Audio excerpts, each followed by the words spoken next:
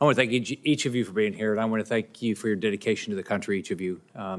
So, Secretary, so you talked a little bit in your opening statement about China. So this committee, we've basically outlawed the use of Chinese drones by our government and our military. We have the ability now going forward that we won't even license them in this country. Can you just talk about, the importance of making sure that our military, we don't have Chinese products, whether it's drones, we don't buy Chinese drugs for our military, we don't allow China to buy farmland close to our military bases. We don't allow them to be involved in our electrical grid, bring in despicable foods into our commissaries. Can you talk about the importance of that when they have a government that wants to destroy everybody in this room's way of life? You're correct in what you're describing, Senator. We need to get smarter, faster. And that's the kind of urgency that we feel in the Defense Department. There's been a lot of talk about prioritization and pivoting and recognizing the size and scale and scope of the Chinese threat. And then there's doing everything possible inside your decision cycle to include how you posture, how you procure, how you plan to ensure that it's not reliant in any way.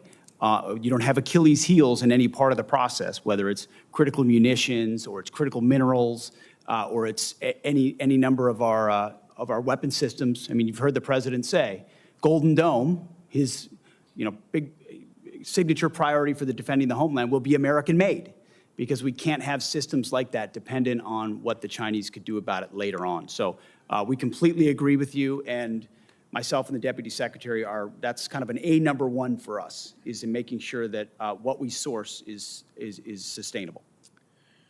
So if Communist China continues to build up their economy, do you think they'll continue to invest in their military? Yes, sir, and I think a lot of that spending is commingled. Right.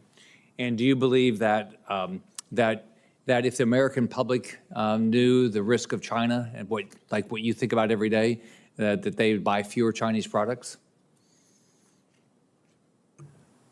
Sure, sir, it's our job to think about that every day. If a lot of the information we saw were to be made public, there would probably be more urgency. Yes, sir.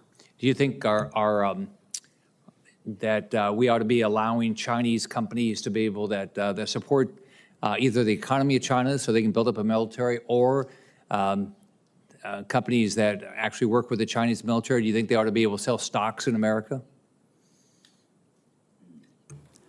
Senator, that's not really my lane, but I would say that the president is focused, especially through trade, on right-sizing a lot of those dynamics and making sure that American companies, American industries are protected and brought back to the United States. Okay.